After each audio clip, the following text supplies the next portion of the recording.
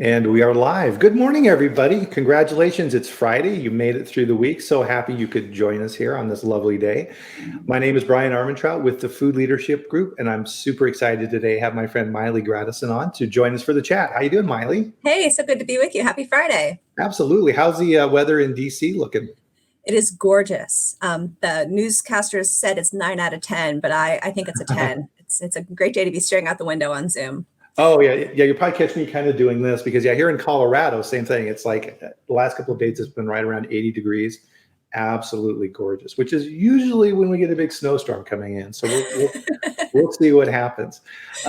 If you're new to the Food Safety Chat, first of all, welcome. We're super excited that you're here.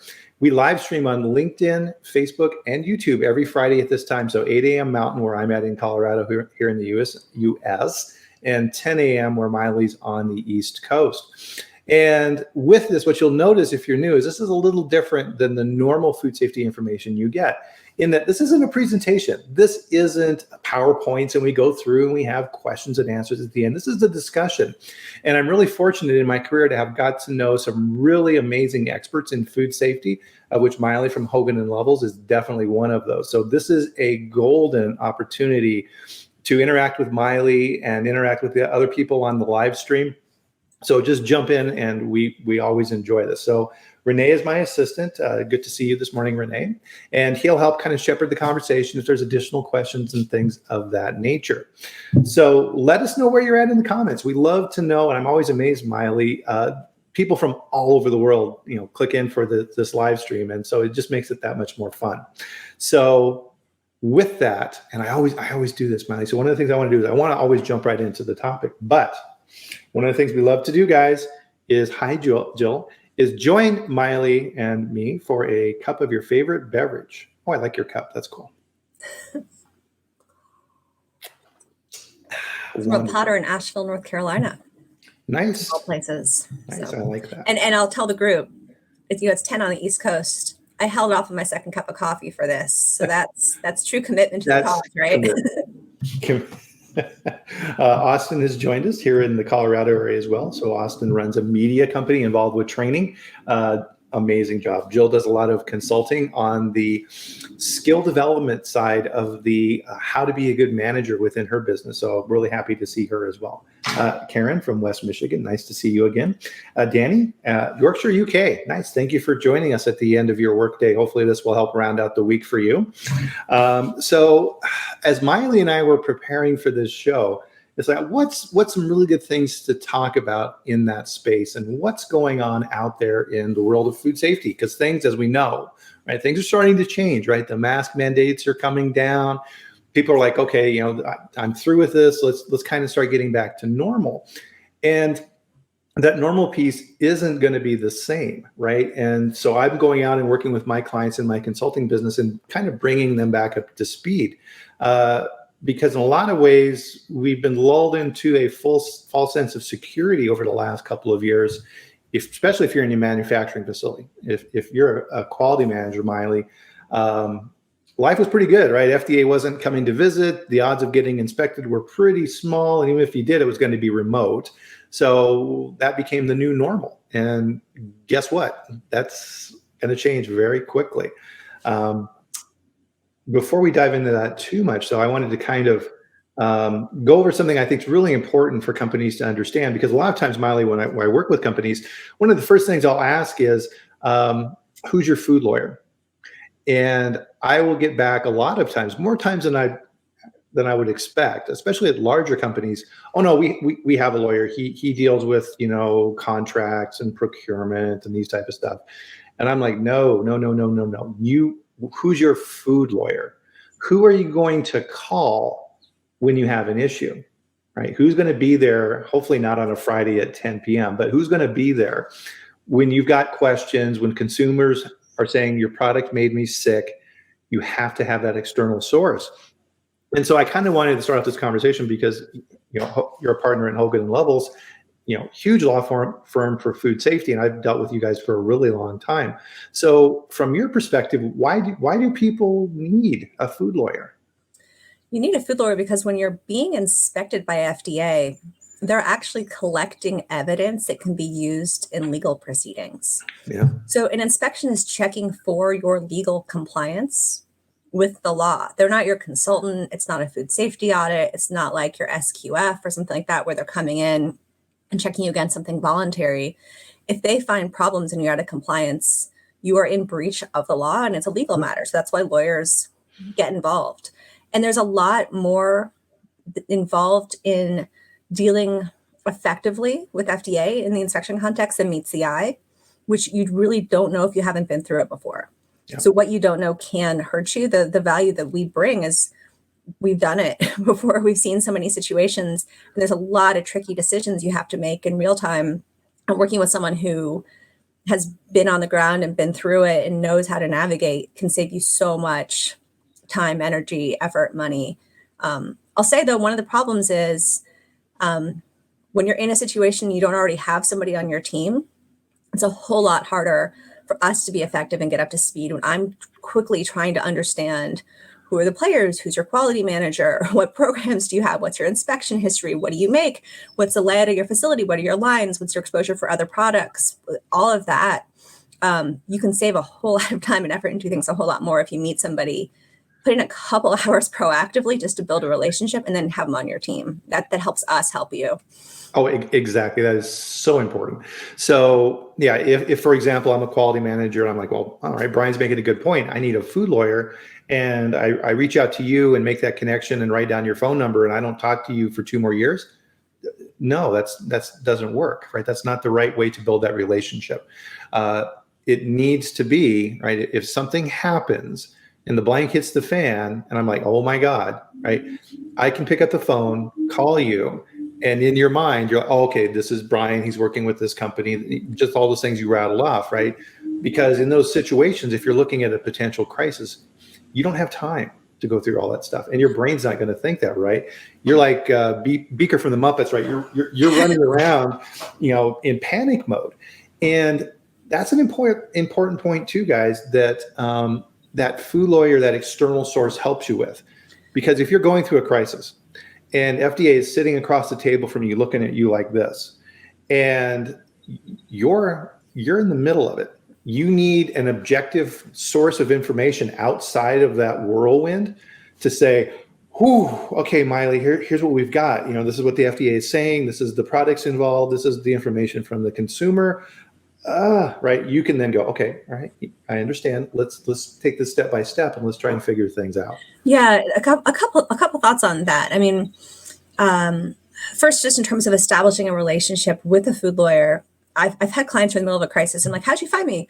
Well, we Googled and you were the first hit that came up. That's not how you want to find a lawyer in the middle of a crisis. Fortunately, it's been, great to help them, but there's a lot of different approaches and personalities. And, in preparation for this, I Googled food lawyer last night, and a lot of the top hits are people in South Africa, or names for just knowing the space. I don't know who they are. Maybe they're great, but you want to know that you're with someone who you click with. Yeah. Who has the same approach and strategy, and just like any other part of your business partners, you want to make sure you sort of feel like teammates. Mm-hmm. The other thing too is I feel like when you're in the thick of it, working with FDA, that's not the time to be establishing trust. And so often I see decisions that have already been made where I can sort of comment to myself, oh, if only we didn't involve 2 months, 2 minutes, 2 weeks ago, because I can't undo what's already been done. Right. And we're just dealing with the facts as they are. But there's oftentimes you don't know what you don't know, and that's where the pitfalls are. Just to your point. Yeah, I mean, I think too, it's kind of like you hear these sayings of if you're not a parent, you don't know what it's like until you become one, right? It's the same thing in food safety, right? Until you've been the recall coordinator in a serious class 1 recall, you don't know what it's like, right? You can prepare all you want. You can have the documentation. You can do exercises. Guess what? When the recall hits, it's not going to go that way. It's a great analogy because I see a couple of names on the chat of people who I know, but I don't hide the fact that I have twins who are now 7. I read every book. I'm super type A. I read every book on twins. You think I was prepared the day they were born? No. But it's the same thing.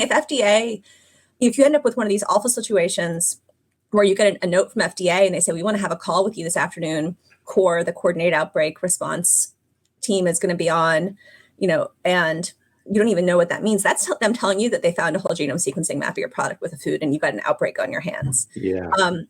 You can read whatever articles you want, but until FDA is coming to you and saying, hey, we found a link. Yeah, exactly. So, be prepared early and often. What people don't realize too, Maile, is that FDA goes through some pretty rigorous training on how to conduct inspections. And in those manuals are things that from a food manufacturing perspective are a little gray. So for example, photography. I was going to say, yeah. I mean, photos is a great example. If you ask us from a strict legal perspective, they don't have, I'm going to get lawyerly here for a minute, sorry, but they don't have express legal authority to take photos. If push came to shove and they went to court, the courts would have to decide whether it was implied or work through that based on the precedent. But the inspectors have been trained about specific court cases to cite. When they cite them, it sounds very serious. Now, if you actually dig in, those sites aren't directly on point. And we get into a nice battle of the lawyers over it. But it's a dance that sort of has to be orchestrated. If you don't know, you might just let them take photos. And again, that's evidence. Why do we care if they take photos? What's in the background? What else is going on there? That's evidence. And the fact that the picture is worth 1,000 words. I mean, I'll give you an example. This Family Dollar warehouse situation. Yeah. I've just read the publicly available documents. I haven't seen any photos, but I can only imagine. Yeah. If you're not familiar with that, guys, after this, not now, but afterwards, go to YouTube and Google Family Dollar warehouse. And you'll see the story of the whistleblower who showed what was going on there. Yeah, I think the 483, the form that FDA fills out when they have citations, was 22 pages long with that. And it was fundamentally, a classic unsanitary condition situation.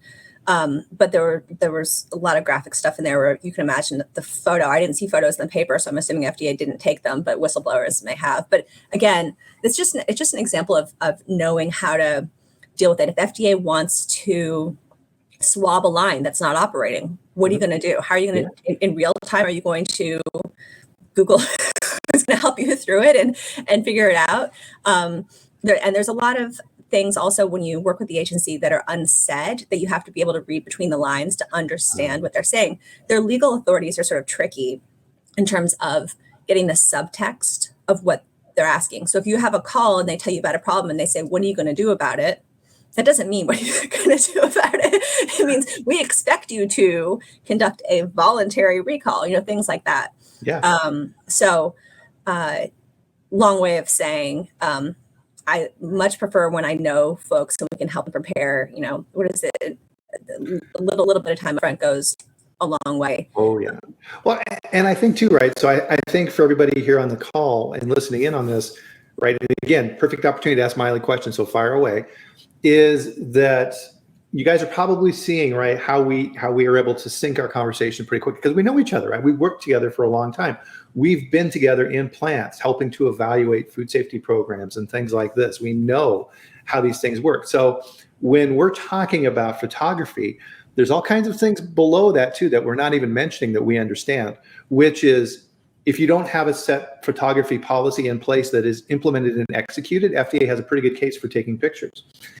If FDA is asking for pictures, you got a problem. They are gathering evidence at that point. They're generally not going to go to that we want to take picture stage unless they are going to be moving this up that chain for possible actions against your company, right? So you need to be aware of those things. And even little things, right, where food lawyers can help you to say, if FDA puts something in front of you and says, sign it, don't, right? What is your company policy on that?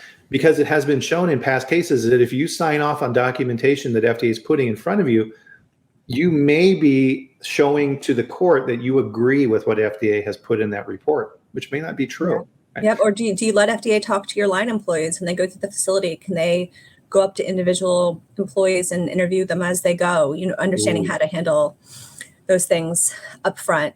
Yeah, exactly. It's all evidence. If things go the wrong way, all of that could be used in a true legal proceeding against you. And you don't always hear about these things in the headlines of your mainstream media, but they do happen. They do enforce. They do shut people down. They do seek injunctions. And the other thing I think that is tricky to see. So often companies come to me and they're like, but what's the fine? Like, what's the penalty?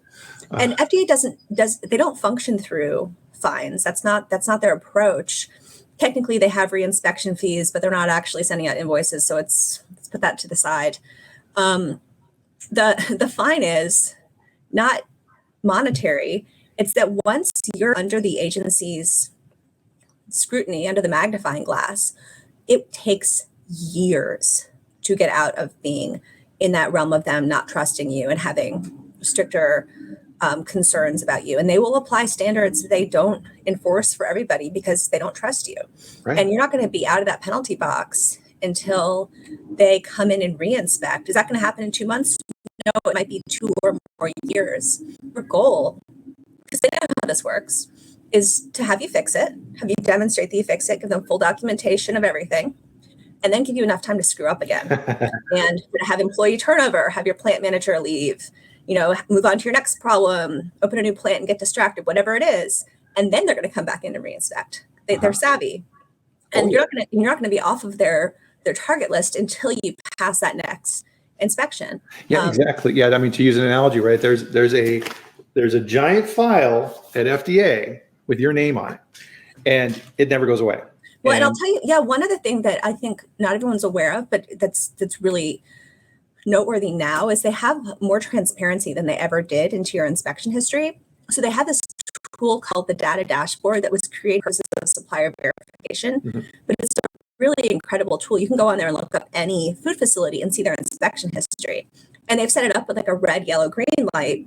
So even if you have an inspection that didn't go so well and it was in the past, your customers are going to see it, potential investors, whomever it is, and that mark is there. And I more and more work with companies who are being scrutinized and saying, what was that issue that happened back in 2017? Like, oh, that's ancient history. No, but that's on there. What happened? Right. And so you have a lot more external focus too. So again, more reasons to try to prevent it in the first place. Let's see. So Renee can put the link in the comments. What was the name of that website again? It's the FDA Data Dashboard. FDA Data. I think it's called the FSMA Data Dashboard. FSMA Data Dashboard. Perfect. So a couple of questions here. When Nancy asked, when having a positive pathogen swab in your environment, be very diligent about documenting and being able to answer the question. Did the environmental monitoring positive impact a zone 1 or food product? If no, have good rationale and your RA and RCAs written down.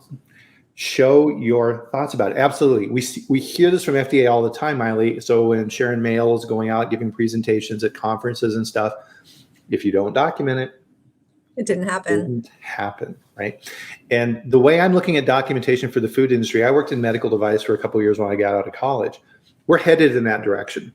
Right? So FDA likes that process of how the validations are done and the deviation reports and all this methodology. We already see it in like low acid canned foods and things like that. That's the way it's going. We see little hints because FDA will say things like, if you have a blank on a form that's not filled out, that means you didn't do it, right? Even things like, so we've come across this, Maile and I have looked at this before. If you're doing your hazard analysis and you're looking at your microbiological, chemical, and physical risks, and there's no physical risks, let's say, and you leave that blank, FDA says, well, why is this blank? Oh, that means there was no risk. Well, then why doesn't it say no risk? It's blank. Right. Yeah. So that's the level they're getting down to now. Yeah. And to Nancy's point about, environmental positives, of course, FDA is going to come in as the first thing they're going to look at, right? Your EMP history, what your positives are, what your root cause and corrective actions are, but you can't stop there. They also are stopping and thinking about, did you then say, could this happen in other places in the facility? Mm-hmm. Were you trending whether this happened 4 different times over the course of the year, or were you just dealing with them isolated incidents? Or do you have heat maps where you're looking at these things uniformly? So it's not just like a one and done. They're very much looking at not just your corrective actions, but your preventive actions. And I think that's a good example of sort of how FSMA enforcement has escalated. So when we first had the rules, everyone, I think, heard the mantra, educate while we regulate. Yeah. You essentially kind of got like a soft-ish pass the first time if you didn't have major problems. They sort of let you learn, but that is so long over. And this is a good example of it there because they're looking for what you're doing preventively. And I'll just add on just something else I'm seeing in this space. because they haven't really inspected that much in the last 2 years, they have in like for cause situations, but not the routine that so many people have this false sense of like, we're good. Like FDA hasn't been in, like they must not be focused on us. Like, but they've resumed. And what we've seen is they're quickly going to the people who are overdue for re-inspections, but everybody else, they're fast and furious. And also they've had huge turnover on the staff level in terms of the number of new inspectors. And so you tend to also see more aggressive enforcement because new inspectors are trying to prove themselves. So it's an aggressive time. Well, and a lot of times too with the new inspectors, generally what I found, Maile, is new investigators with FDA kind of break into two categories. The first category is, hey, I'm pretty new at this, right? So I'm learning. So please bear with me as I have to call corporate and figure these things out. And there's the other side, which is, oh, well, here, according to this manual here, I got to shut you down. It's like, whoa, hold on a minute, right? So definitely you want that first group. And this is always a good opportunity then too, to make sure and position this as a collaboration and not an investigation, right? You want to show FDA, to your point earlier, the trust issue.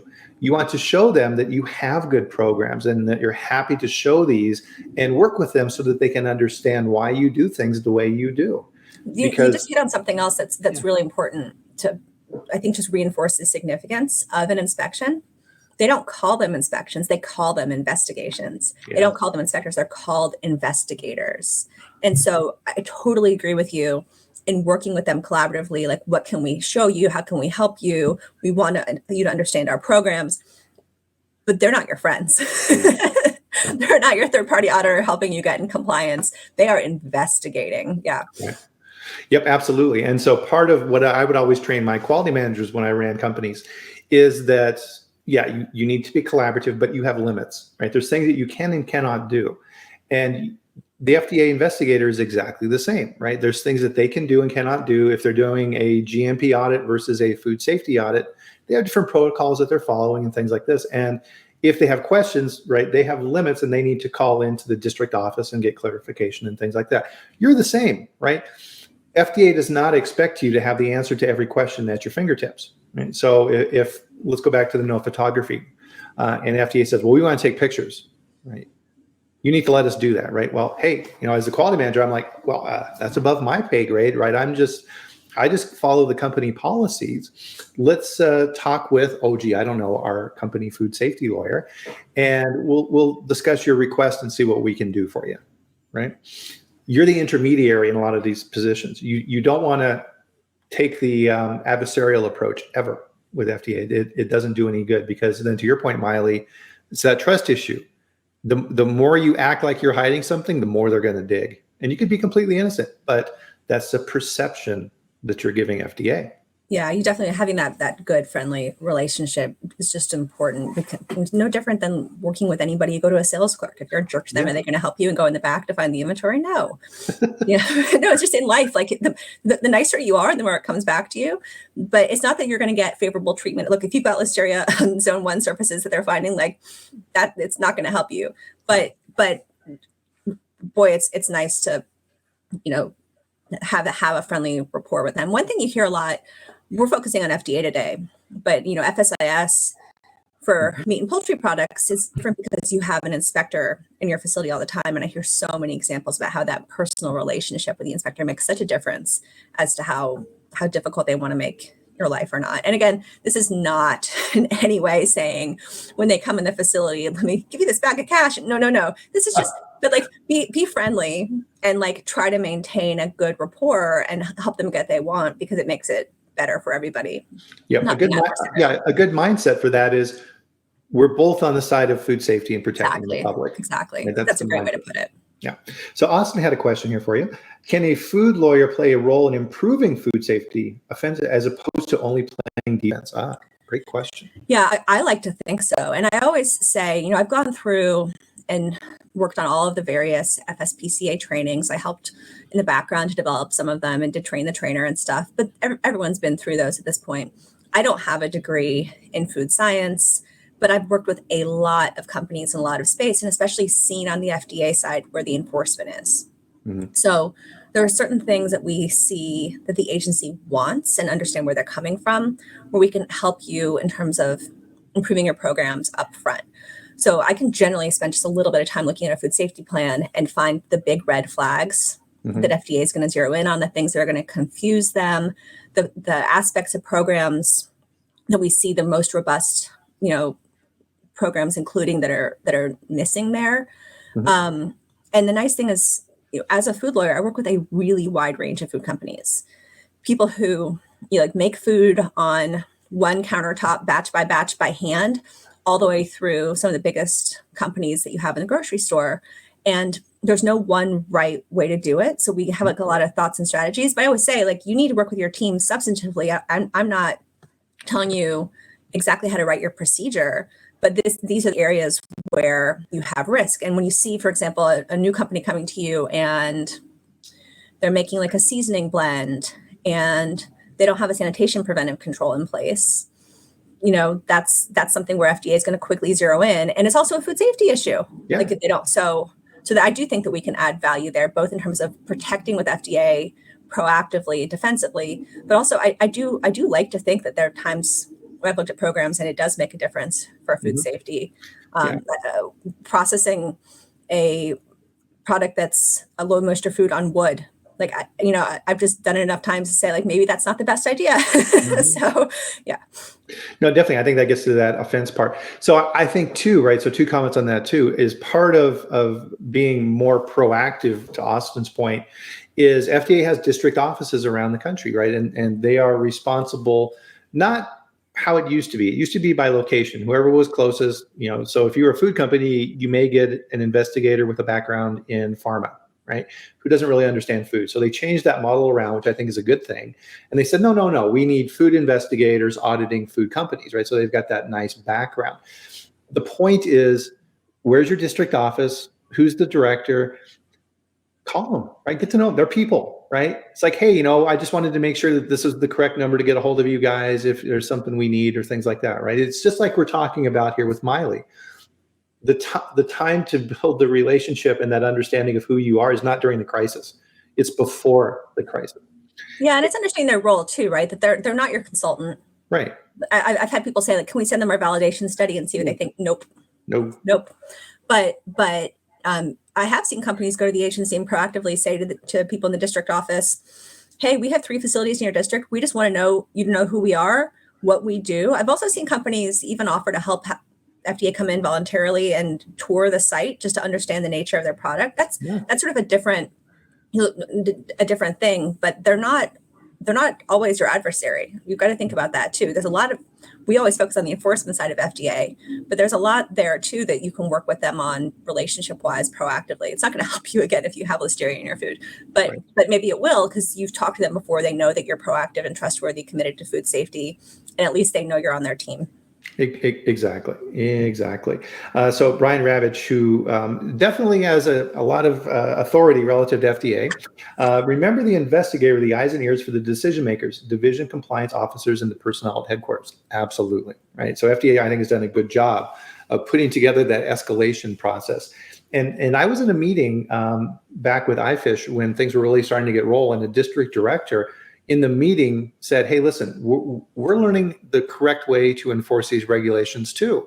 So if you think that an investigator in the field is going way off in a direction that doesn't make sense, call me.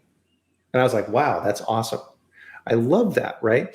We're all in this together. We're all learning this. People are people, right? We talk about this all the time on the auditing side with GFSI and things like this.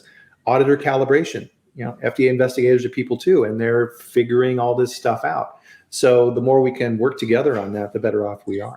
That's true. I had one situation, and this is I'm not saying this to promise this in the future, but someone got a 43 on something that was just an incorrect reading of the regulations. And we were able to, work with people who we had relationships with on the inspection side just to have a second set of eyes on it. And they're like, yep, it was, a new inspector, and they addressed it.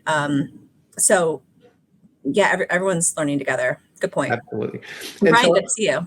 Yeah, all of this has been a great context of what we're talking about on this call, which is we've been through this weird 2-year program, right, where FDA really hasn't been coming in. And getting back to what we need to be doing. So I think that's a good way to kind of begin that side of the conversation, Maile, is coming out of this. If I'm a quality food safety manager in a production facility, what should I be tackling first now that things are getting back to normal? Yeah, so I think I always focus on where problems have occurred. Mhm. And where we see problems happening in particular in the last couple of years are with personnel who aren't adequately trained and aren't doing what they're trained to do. Mm. So the first thing I'd focus on, especially if I was like a new plant manager or otherwise, is making sure my foundation was strong. And everyone has seen huge issues with employees in terms of morale due to COVID, turnover. Great resignation is not limited to any specific field. And I think as a result, we've certainly seen more and more issues where employees are just making mistakes or not completing their tasks, and like not substantively reviewing the documents and just signing off on them. Yeah. So there've been a lot of undeclared allergen recalls that are really the employee wasn't putting the right bags on the line. They weren't doing the checks.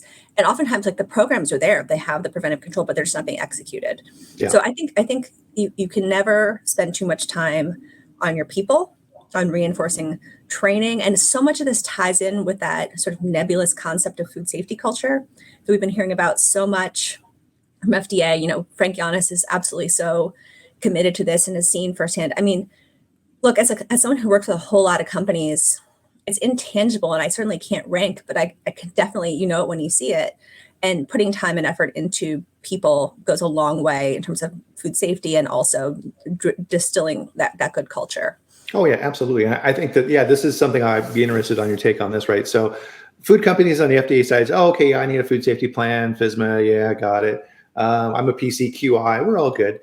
I always like to ask them, what about your QIs, your qualified individuals? How are you training them? Because that's in there and people miss that a lot. And so to your example, Maile, if you have allergens in your plant, it's going to be a preventive control, right? So this is something the FDA is going to be looking at really closely. How do you manage your labels? How do you clean? How do you know the allergens are removed between production runs, blah, blah, blah. And your qualified individual in the regs is the person on the floor executing against those food safety requirements. So their training needs to be buttoned up, right? It's like, yep, they're trained on how to manage the metal detector. They're trained on how to do the checks. They do the kickoff mechanism every hour. Here's how we make sure and go back and audit against that. Here's how the PCQI signs off against it, right? You need this whole hierarchy of documentation, and it all starts with that qualified individual. Yeah, and to that point, helping people understand the why goes such a long way. Why does it matter if I really need to do a double check for the bag I'm putting on the line? Because that 8-year-old boy could eat the wrong bag of this food and have an adverse reaction at school, and they might not have an EpiPen there. That's why. Yeah. Why does it matter if I actually make sure that we have appropriately weighed and measured the minerals that go into this animal feed? Does it really matter if I'm X pounds off? Yes, because you could kill an entire flock of whatever has this as their sole source of nutrition. And the studies have showed that when people understand the why behind their jobs, they're more committed to doing them well. 100%, right? So Austin posted a paper in here. Thank you, Austin. Research was focused on local health inspectors, and their research was mostly it translates over on the behavior side of things. Comment here from an anonymous user. Training historically been an issue during inspections from my experience, coupled with dry labbing. The why is essential to understand. Absolutely, right? In kind of the anecdotal case I do on this, Maile, is in every food production facility, there's somebody who gives the tours. And it doesn't matter what department they're in, they could be from anywhere, but they're the people who give the color behind the facility, right? And they're just amazing. You go along on the tour with them and they're like, oh, we're so happy you're here. I've worked at this plant for 20 years. We make the most amazing product. Oh, I can't wait to taste the product at the end of the tour with you. Let me walk you through things. And they show you where the buildings have changed. Then they'll talk with the other employees and wave at them. And you come out of that tour going, oh my God, that's amazing. These guys are awesome.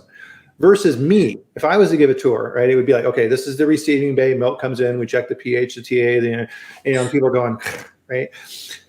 But it's funny you say that because I've had tours where it starts off as a like bright and shiny one, and then someone, perhaps like the in-house lawyer, turns to the person and say, "No, she's our lawyer. you can talk to her about what's really going on here. And the total tone, changes. And they're like, well, actually, this piece of equipment breaks down like every other week. And so here's this weird fix. And you start to actually see behind the veil. Exactly, right. And I think that's a good example of it's the why you do things is just as important as the how.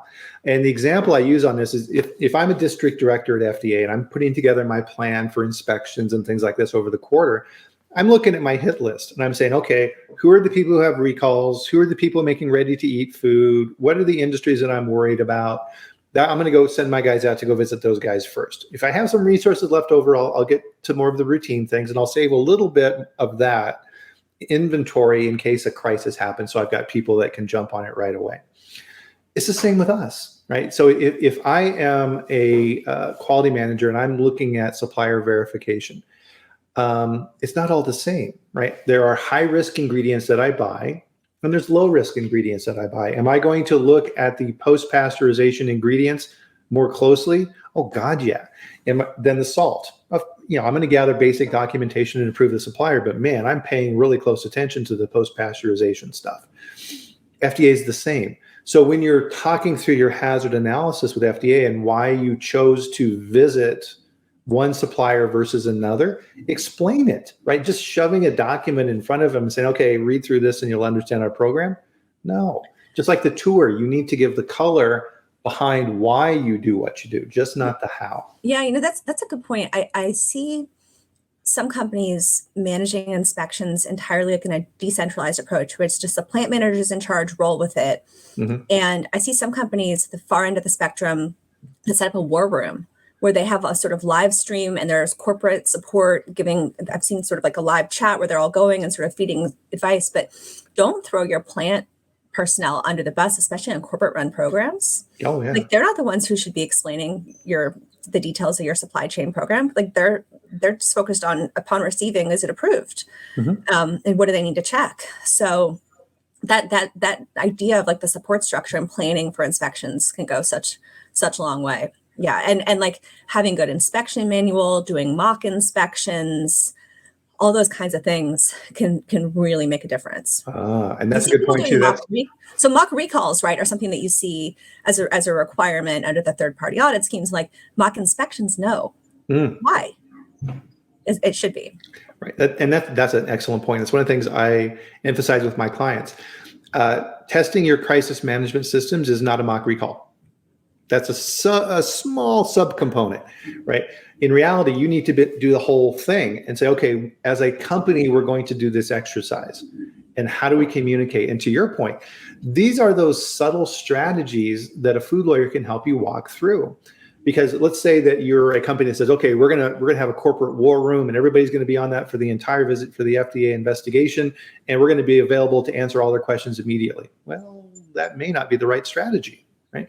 You may want a little bit of separation so that when FDA asks a question of the quality manager says, oh, well, that's a great question. I don't have that answer, but I know who can find that for us. So let me get that to corporate and we'll get back to you tomorrow morning. Is that okay? Right? So then that allows you to review what you have, look at the mechanisms, get an understanding of how you want to present this information, who's going to present this information, so that you're not constantly under the barrel. Because a lot of this too, right, is FDA may be changing course depending on what they're noticing, right? So the FDA investigator goes to the locker room and it's like, uh-oh, and finds something he doesn't like, right? Now all of a sudden, phew, it's going in a completely different direction. You need to account for those things, and how are you going to manage those? Because like I said at the beginning, it's not going to go the way you expect. So you need to have a mechanism in place that is flexible enough and allows enough distance to be able to evaluate and decide how to respond. That just made me think of one other thing companies sometimes don't do the right way, that I just want to sort of get out there for your audience. Oftentimes I see people scared of letting FDA know that they're working with a lawyer or a food lawyer. And they'll say, we don't want you on the call with FDA. We don't want to tell them that we're working with you. We don't want your name on the 40, whatever it is, because we don't want them to think that we think that we're in trouble or that we can't handle this on our own or that whatever it is. And that's just not the way it works. Mm-hmm. it's not a demerit. You're working with legal counsel. Actually, to the contrary, it sort of plays to your advantage that they know that you're taking things seriously and you're getting good counsel. And I hate to sort of share this, but I will. But I can't get anybody out of a pickle they've gotten themselves in. I can just help them navigate through it sort of effectively. But I've been in meetings with FDA and they say, we know you're taking this seriously because you're working with, so don't be scared to ask for help or even to show that you're getting help. Mm-hmm. In the same vein, like, don't leave your plant manager to write the 483 response on their own. If you've already submitted that, like, it goes, a 483 response is a legal document that you're writing. Yeah. So it kind of goes along with what you're saying, like having a plan on how to do that and not being scared, I just think is really important. I think people so often are just like, but they'll think we can't handle this. It takes a team. It's no different, to your point, sort of circling back in the beginning. Mm-hmm. With kids. It takes a village. And the same thing's true for food safety. Yeah, exactly. That's kind of like what I say in my consulting business is if you're a new quality manager, why reinvent the wheel? Why not work with somebody who's been doing this for 20 or 30 years and has learned all the mistakes and probably done them all? I know I have. And can say, okay, here's how you want to set this up. Here's why you don't want to do it this way, because I learned this the hard way. So work on this and this, and let me help you with that, right? You can shortcut a lot of grief and a lot of work on your own by doing that. So don't think that you have to take it all on your own. And that's part of why we do this chat is food safety is information that benefits us all. I want safe food. Maile wants safe food. We all want safe food, right? Our responsibility and the morality of what we do goes beyond a particular company, right? We're an industry and we're looking at this holistically. And you need to be able to kind of think about that and back up from that and look at that perspective as well. And outside resources like food lawyers and things like this are an amazing way to help you get that perspective. And let's see, so Bryan had a follow-up comment here. Choose a couple dates and pull all monitoring records and review. It's always a good way to see implementation of your program. This is how FDA will determine compliance. 100%, right? Yeah. And this gets back to our topic for this, right, is we've been lulled in some ways into a false sense of security over the last 2 years. You need to get back to the basics, right? Is my training correct? Are we following GMPs? Are we doing our line checks correctly? To Bryan's point, which is 100% correct. Let's pull some records and let's look at how we're managing our preventive controls. Are we signing off on the metal detector logs? Are our allergen checks being done at receiving? These type of things, and looking at that, because you want to find these things before FDA does. Yeah, the thing that frustrates me the most lately is someone has a food safety problem, they go back and say, well, our records all show that everything's fine, because people are signing off on records without actually making sure that the work is done correctly. They're just filling out the records for the sake of the records. And that's something that review your records isn't going to catch. And that goes back to your point about training and culture. So. Yep. So I always train my clients that there's 3 buckets of information in a production facility. There's operational data. There's the pounds per man hour, the labor used, electricity consumed, all of these type of things that the plant manager needs to know to run the business, to keep the doors open. That's great and it's needed, but it's not what we're focused on and what we do. For quality, we have quality data and food safety data. So the difference between those. So quality data would be weight checks, or making sure that the products are looking nice and pretty in the box, or whatever, right? It's not impacting food safety. Food safety, of course, is food safety. So that's your metal detector checks, your allergen checks, those things that we have identified in the food safety plan. What's FDA going to look at first? Your food safety checks, right? So my recommendation has always been have a file for each production day and keep the food safety records in that file. So when FDA comes in, whoop, you can pull those. And guess what? As the PCQI, you need to be signing off on those, right? So if you've identified metal detection, the preventive control, the PCQI has to review those records and do it within 5 business days, right, of production. Within a week, yeah. Yeah, within a week. And if you don't, that's a big oops, right? And I see a lot of companies, Maile, I'd be curious to your perspective on this, that don't understand that yet.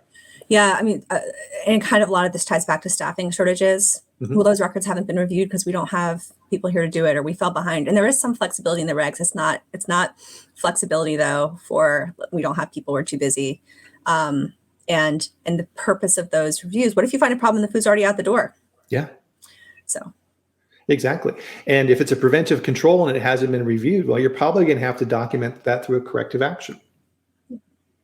So definitely you need to go back and really focus on those basics of, okay, what's my plan saying? What are my GMPs? How am I managing these? And back to your point earlier, the training piece of it, right? Super important. Another big thing, Maile, that people are really seeing out here now is supply chain. Right? And I know I have clients that are impacted by this. They purchase sunflower oil. Well, guess where sunflower oil comes from? Ukraine. Yeah. Okay. Yeah. So, I mean, supply chain, everybody knows about this just, inherently as consumers and the like, but a couple things just to be aware of besides the obvious of like cost pressures and supply availability, just to think about from a food safety perspective. First, if you're switching suppliers, there's a little bit of flexibility under the regulations in terms of what you do to verify, but make sure that the ingredient you're checking for things like, does it have a different allergen profile? And does it have impacts for your other operations if you're changing suppliers? And this isn't just about like checking the box in terms of subpart G for preventive controls, but it can have a material effect on food safety. It can affect your labeling and claims also. Mm-hmm. But I'm most focused for this on things like the allergens and food safety profile. And if you're going to switch to a new supplier quickly, like if it's a microsensitive ingredient, things like that, it really is important to make sure that you're not introducing an unexpected risk. The other area where people should really be paying attention right now is economically motivated adulteration. Oh, yeah. We're totally ripe for a big problem in this space because there are such shortages. Costs have gone up so quickly. And this is historically sort of exactly the kind of environment when some of the big problems in the past have happened. And it's a combination of sort of, if it seems too good to be true, it probably is. Mm-hmm. If there's an ingredient like sunflower oil that you can't source effectively or cost effectively, and suddenly someone has a whole lot of it. And but I've seen mention of other ingredients recently too, and just general awareness. You need to think about what the risks are. And remember, this is something that's required under the regs when there's a tie to potential food safety hazard. Yep. So it actually is an obligation there. So those are just a couple of things that we're watching and keeping an eye on. I'm sort of thinking in the back of my mind about how this is going to end up on YouTube, and we're going to look back in 6 months and there's going to have been a food safety EMA issue. And here we were looking in a crystal ball. It's not that it was so prescient. It's just that it's exactly when these things, unfortunately, are very likely. Yep. If criminals see an area where they think they can make a buck, they're going to do it. Yep. They're going to do it. So, and especially when you're dealing with like oils and ground up spices and things like this, right? There's a strong likelihood, right? There's an opportunity at some point in that supply chain where somebody can go, you know what? I'm going to add in a little bit something extra, right? Let this go a little further, right? You need to be prepared for that. So definitely look at that. Part of this then too is, all right, so you can't find that particular oil. Now the R&D guys have got to reformulate really quick. So now to your point, Maile, they're removing that oil and they're adding other ingredients. Okay, now those need to be approved. You need to update that information too. So all of this, and a good rule for any company that is under FDA regulation, well, this applies for FSIs or anything else too. It's just good practice, is make the rule that if anything changes in the plant, the food safety team has to review it. Right? If you're adding equipment, if you're changing formulas, all of these type of things, make that food safety team your core review of that process to say, oh, we have to reformulate? Okay, well, great. R&D, can you please send over the formula, the new approved supplier list, all that information so we can review it and make sure our food safety plan reflects that. Yeah, it's astounding how many times I've heard, well, we swapped out that ingredient, but corporate wasn't aware, or whatever it is, and that communication is absolutely essential. Oh yeah, many a time I've walked through one of my plants and I'm like, I don't remember that piece of equipment. Oh yeah, we bought that a few months ago. Great. Did you update your food safety plan? We're working on it. Or like, did you do anything to make sure that the equipment was appropriately cleaned and sanitized before you used it? Like, because I've had situations, for example, where a pathogen was found that through the whole genome sequencing was linked to the type of facility that the equipment was used in previously. Oh, people haven't appropriately introduced equipment into the facility. There's so much to think about there. Again, a team mentality goes a long way. Yeah, that's why it's called a food safety team, right? Exactly, because the people generally who are writing the check for that piece of equipment are thinking of in terms of operation. All right, is this going to be the right speed? Is it going to operate in our plant? Do we have the right footprint for it?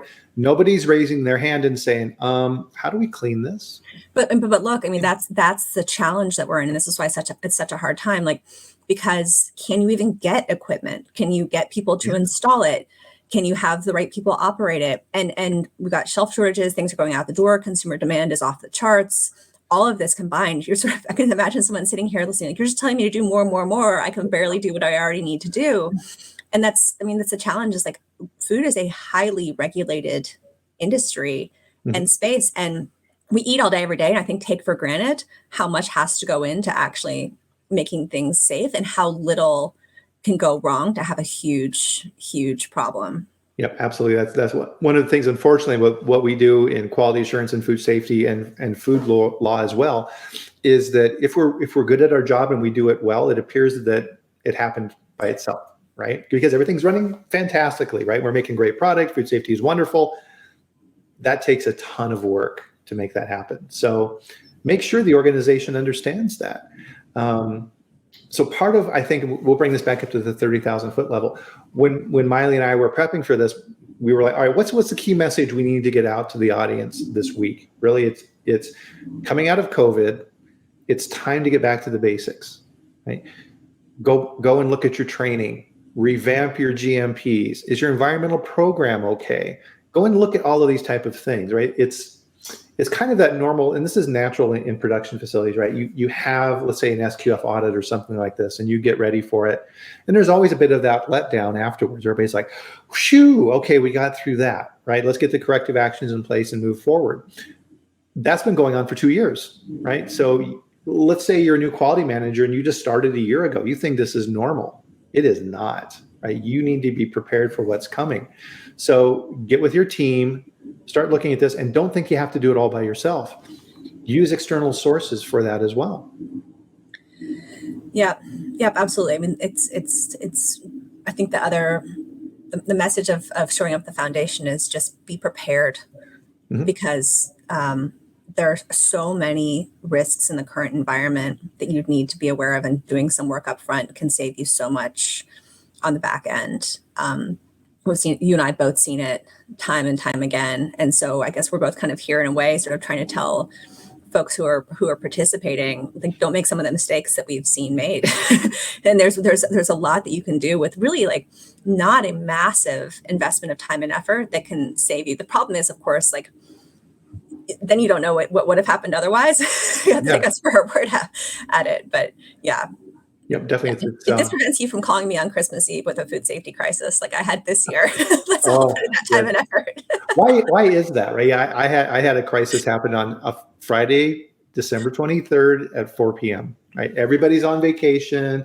I'm there by myself, going, "Oh my god!" Right. Well, so with that fail, I mean, we started by talking about the weather, right? Yeah. I'll disclose here on YouTube to everybody, it's gorgeous in DC. I'm going for my long run this afternoon. I'm going to sign off early and go for my run. But wait, it's Friday afternoon. Food safety folks don't get to do that. My phone is going to ring at 3:30. 100%. I'm going to end up sitting in front of the laptop in my running clothes dealing with the food safety crisis. It's always on Fridays. Yep, absolutely. And so to kind of close out as well, too, I wanted to also thank my sponsor for this live stream, EAS Consulting. So also in the DC, Virginia area, an amazing stable of individuals who are at that company. I work with them to be able to go out and help on issues. And with EAS, they have a fantastic training program. So if you go to easconsultinggroup.com/training, you can check out their training programs.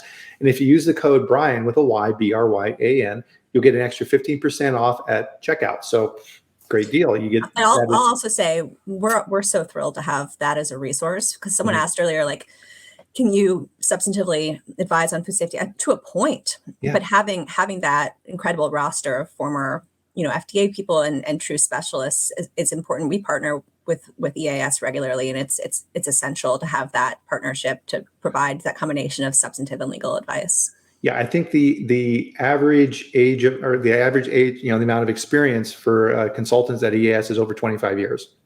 So people with gray hair like me who've been through it. So with that, once again, one of the things I like to say here on when we close out our food safety chats is thank you. Thank you for coming. Thank you for being here live. Thank you for your commitment to food safety. This is a team effort and we're all in this together. We may work for different companies, but we're all reaching that same objective and we're all consumers, right? We understand when we go to the supermarket that we want safe food, right? So there's people behind everything in that supermarket making that happen, just like you. So be proud of what you do. Continue growing and learning and use those resources externally. We love to answer questions. My email is on here. The .com is cut off on the end. Maile's is there as well. If there's something specific you need some help with or questions you may have that aren't appropriate for this forum, email us, right? We're here to help. So again, Maile, thank you for joining us. It's been too long and I'm so glad to catch up with you. This has really been fun. Thank you for having me. Oh, you bet. So everybody, we will see you back here next Friday on Arbor Day, right? This is Earth Day. I forgot today's Earth Day. So next Friday at the same time. So live on LinkedIn, Facebook, and YouTube, 8 a.m. Mountain Time, 10 a.m. Eastern. And we'll catch you again for the next food safety chat. So everybody enjoy your weekend. It's going to be a fantastic one here in Colorado as well. So we'll see you then. So thanks again, Maile, and enjoy your weekend. Bye. Thank you. Thanks, everybody.